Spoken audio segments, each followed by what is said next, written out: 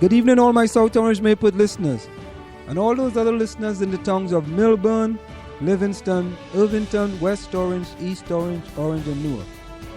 Welcome to In the Village of the Anselm and Marjorie on the South Orange Mayport Online Radio Experience, and live on the World Wide Web at somo.org, and the only radio show covering all your news, opinions, politics, talk, and sports happening in the South Orange Mayport communities. You can listen to us every Monday through Friday from 8 to 9:30 p.m. That's 8 to 9:30 p.m. and reach us at 973-327-3626. That's 973-327-3626 to participate in the discussion.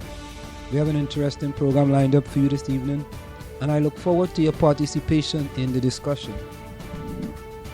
Marjorie, how are you doing? How are you doing tonight, Marjorie? Yes, Anselm. I'm doing fine. But you're going to have to turn that down because it's blasting in my ears. Yay. How are you? I'm fine.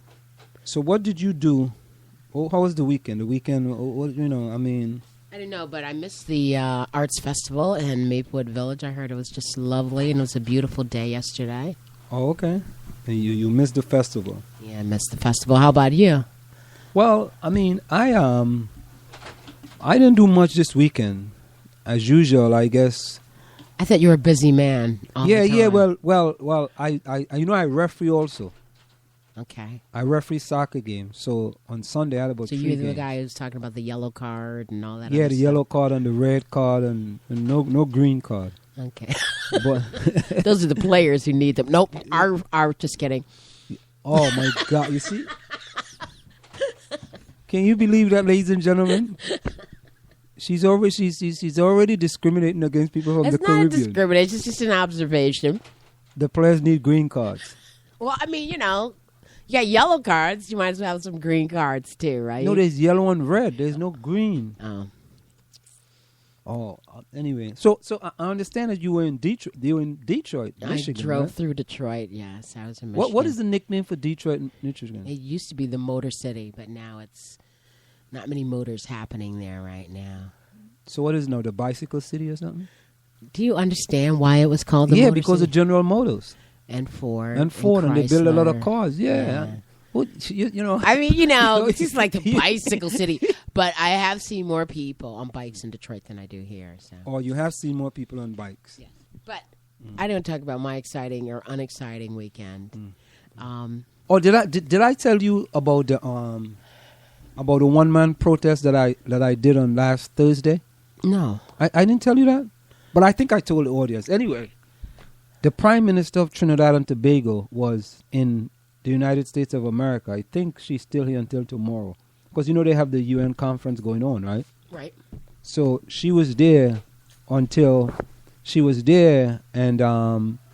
she had a forum in Brooklyn, New York. So I am basically with the opposition party. Why are you with any party when you live in the United States now? Because I'm a citizen of Trinidad and Tobago. You have dual citizenship. Yeah. So your citizenship is questionable then. What do you mean? So you need. I have an American passport. I think that's not fair. What do you mean it's not fair? It's just not fair. You shouldn't have. You're either an American or you're not. I am an American. And that's it. No. That can't be it. I wasn't born in America. Well, you have to renounce your citizenship in another country when you're here. No, you don't have to. But you should have to. So do you tell the Irish that they should renounce their citizenship? They probably don't have dual citizenship. Yes, they do. All Irish people? I don't know if all Irish people do, but I think they do. So you see, you want me, because I'm from the Caribbean, you want me to denounce my citizenship. You want me to denounce my rights. Yes. No, well, that's not going to happen. Anyway, what happened is that, so I decided that Thursday they had a forum in Brooklyn, meet and greet with the Prime Minister of Trinidad and Tobago. So I decided at the last minute, if you go on Facebook, you're going to see it on Facebook. It's all over the news. I decided at the last minute to stage a one-man protest because, they're not doing what's best for the country. I'll give you an example.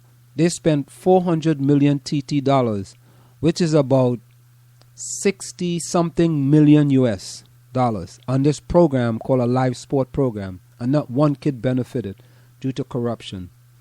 they paid off their friends and families and cronies. Anyway, so at the forum in Brooklyn, I had a sign that says, you got to try and understand this. The sign said, "The whole country fed up with Cam Liar and the PP." Now, the name of the Prime Minister name is Kamala Prasad Basesa. She's of Indian descent. She's the first female Prime Minister of Trinidad and Tobago. And her name is Kamala. But we call her Cam Liar because she tells so much lies. So, and the name of the party that she represents is PP, the People's Partnership. So I put the whole country fed up with Cam Liar and the PP. And there were many people who were there that were in agreement with my one-man protest. And some people disagreed, of course. But I tell people it only takes one person to make a difference. All it takes is one. And I believe that I made a difference. So that's something that I did Thursday night when you were having a spectacular time in Detroit, the Motor City. Driving around in your Ford or your GM car or your Chrysler car. I had a rental car, and it was a Toyota Camry, very red car. Well, how could you go back to the Motor City and you supporting Toyota? I went to Alamo and got a car, and that's what they gave me. So why didn't you request an American-made car? It could have been made in America for all we know. No, you're right. There's a possibility it could have been made, but Toyota is known. Anyway. Yes, anyway. So that was the big thing that I actually did. So, let's get to some news here, and let's get to some local news and see what's going on in our community here. What's going on in the lovely community? 2 more South Orange River Board of Ed candidates forum in October, according to the Village Green. And you see in the picture here, you have, Elizabeth Baker, Maureen Jones, Godwin Maluku, and Donna Smith. For those who missed the first candidate forum for the South Orange Maple Board of Education on September the 18th, there will be 2 more opportunities to hear the candidates speak and answer questions in October. The League of Women Voters and the South Orange Mayport School President Council will host the Board of Ed Candidates Forum on October 13th from 7:30 to 9 p.m. at the Board Administration Building at 525 Academy Street in Mayport. So it's actually at the Board of Ed building in Mayport. Okay. And the date again? October the 13th. Which is a Monday. A Monday. And then the Schools Committee of South Orange Maplewood Community Coalition on Race will present its 9th annual forum for candidates for the Board of Education on Tuesday, October the 28th at 7 p.m. at Marshall Elementary School. According to a posting concerning the forum on the coalition website, we want a Board of Education that will ensure that our entire community comes together to create schools that are first choice of families of all races and socio-economic background. All the candidates will be able to prepare responses to some pre-submitted questions. Each of these forums will allow for candidates to respond to questions submitted by the members of the audience. And they have the format for the you need to know the format? No. What is the format? It's that they get the questions ahead of time, and the order of the candidate statements and response will be determined by random drawing. The first candidate addressing each of these 4 questions will have 1.5 minutes to respond. Subsequent candidate responses will be allotted 1 minute. And it goes on and on. The CCR forum on October 28th will follow this format: introduction and welcome, opening statement from each of the candidates, questions from the moderator provided to the candidates in advance, questions from the audience, closing statement. So the election is November the 4th. So that's basically it for as far as some news going on. Well, here's some good news. Columbia High School Marching Band places 4th in the first season competition. The Columbia High School Marching Band placed 4th in their first competition of the season in Roxbury with a show called Fusion. The band is directed by Mr. Peter Bora, and the drum major is Russell Pinzona. Go Cougars. You ever been in any band?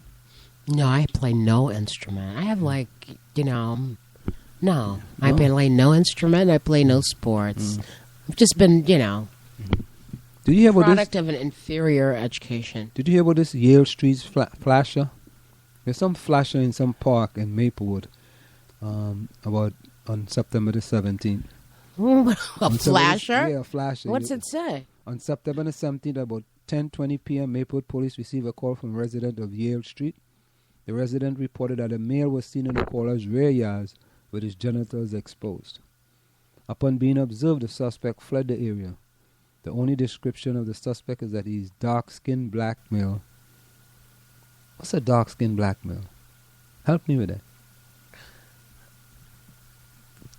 How are you going to... You don't know what a dark-skinned... No, I don't know what a Well, you know what? That is kind of weird to say that because if you're a black male, you're black. But so you'd say, what do you think is better to say, a dark-skinned African-American or light-skinned African-American? People distinguish between... How about a black male?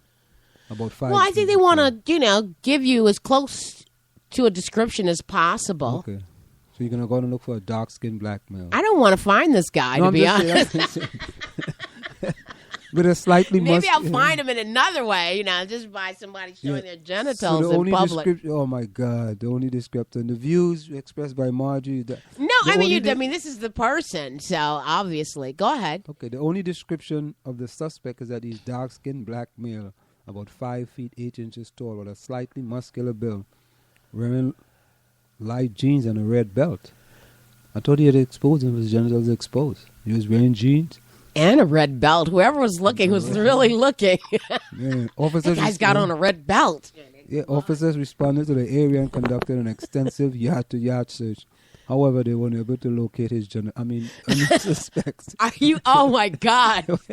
Oh my goodness! They weren't able to locate any suspects. The sounds here are not. Detectives you need a disclosure right there. Detectives are actually investigating the incident. So you remember we had talked about this? Now, where did you find this at? Was that in the police? See, I'm telling you, the police blotter is very interesting. That was in Maple. Well, I can go to the police blotter, but I was in Maplewoodian.com. He always goes to the police blotter. Ah. Yeah, somehow he has the scanner. He has the police scanner, and he always goes up. I mean, we could get all that information anyway. Okay. But maybe we should start getting that information. Now, the direct info. Maplewood product Marcus Bromley, a Columbia High School graduate and Sonok Township committeeman Marlon K. Bromley, has become quite the YouTuber tech man. Remember we talked about that? Yes. Yeah. There was another article about him again in USA Today. So he's definitely going to be a millionaire. Easy. Because companies already want to advertise on his website. He has quite a few million viewers. And that's good, man. It's always good when you have, someone young doing their thing. Yeah. Doing a wonderful job, and what's this one? No lucky student in teacher sex scandal. Oh, there's a new article? No, this is MapleWoodian.com. It's been a tough week and a half for Columbia High School, and those of us who make our home in Maplewood